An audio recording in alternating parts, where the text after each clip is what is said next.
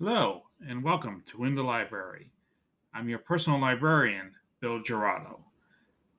If you're new here, I talk books and writing and all things in between. If that sounds interesting to you and you like that kind of content, please click the notification bell and, of course, subscribe.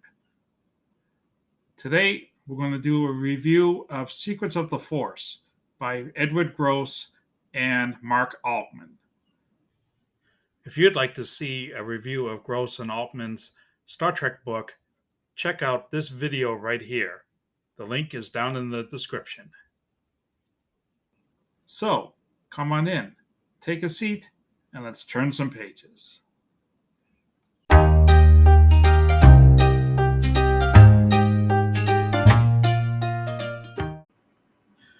So, Secrets of the Force takes you through the whole history of Star Wars, everything from its inception through the start of ILM, Industrial Light and Magic, all the way through The Mandalorian.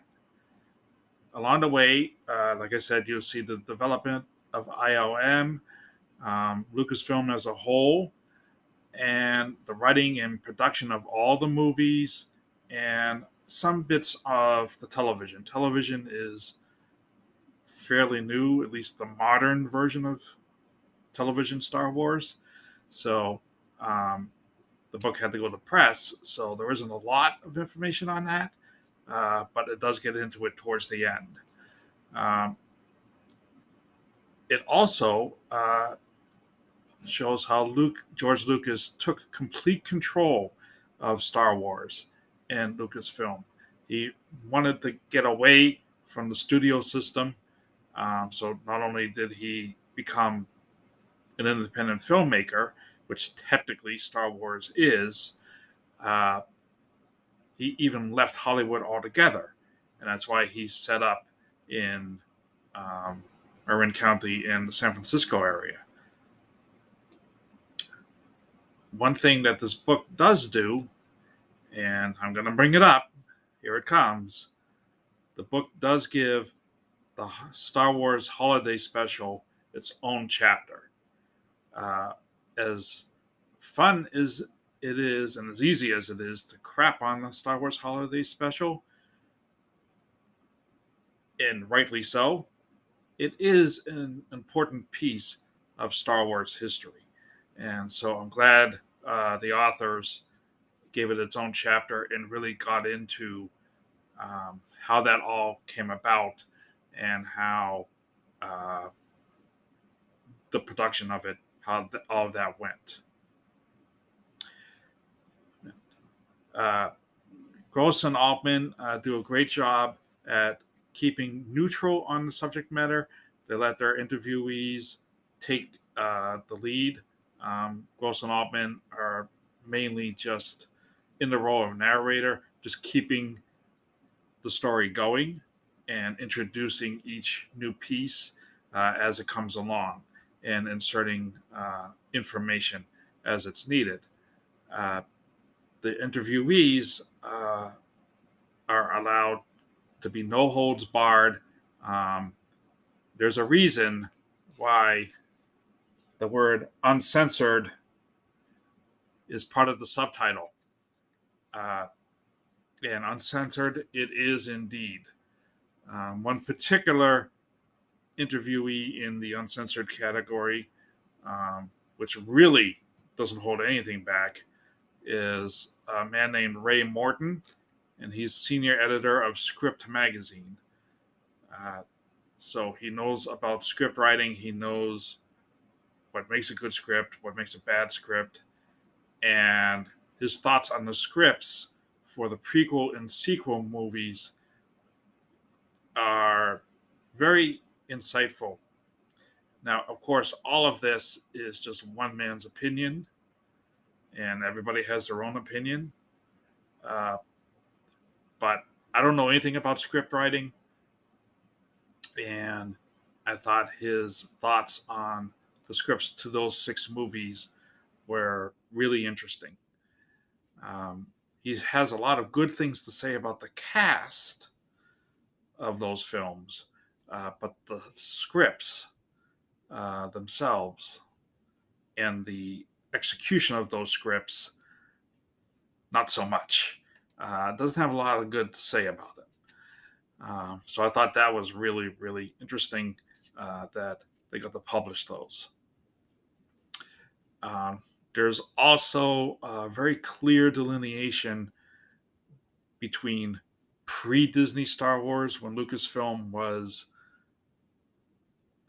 independent, truly independent, and post-Disney or modern Star Wars, once Disney bought the company, Lucasfilm. Previously, there was someone in charge who had a vision, that being George Lucas, of course, and he had a vision. He knew what he wanted to do, and he laid out a plan to get there. Post Disney or more modern Star Wars, not so much. He did handpick Kathleen Kennedy to run the company once the deal went through and he retired. And Kennedy is still running the company today, but there was doesn't seem to be any vision here. This is sort of a open secret. The book isn't breaking any news here, and neither am I breaking any news in this video on this, but it was really interesting to see the thoughts of the people pre and post Disney's involvement in Star Wars, particularly with movies versus television. As successful, technically, box office wise, as the Disney Star Wars movies have been, television seems to be doing a little bit better. Of course, there was Star Wars on television prior to Disney, with Rebels and the Clone Wars being a very, very successful television show. And that was really nice getting into that here in the book. But in the Disney era of Star Wars, television seems to be doing a little bit better than on film. So maybe television is the future of Star Wars. I suppose so. That seems to be the case so far, a bit. What do you think? Let's discuss in the comments. Is television the future of Star Wars? One other thing that the book gets into, particularly early on with Lucas in charge, is toys. And the authors have interviews with people from Kenner, which was the toy company that for a really long time had the Star Wars contract, the Star Wars license. And they actually got into how the toys physically, the toys themselves, were made, and that whole process. So that was really good.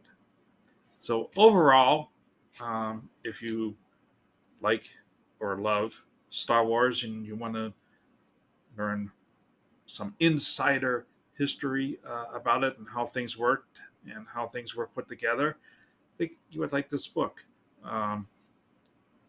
Even marketing or toy history, that's more the beginning part of the book and less so much later, post Disney.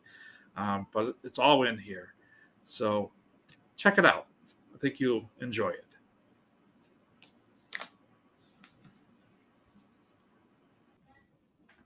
So, what do you think? Let's respectfully discuss in the comments. In the meantime, please check out this link right here for our ITL merch, including our brand new 100-page In the Library notebook. Thank you for watching, and as always, please keep on reading.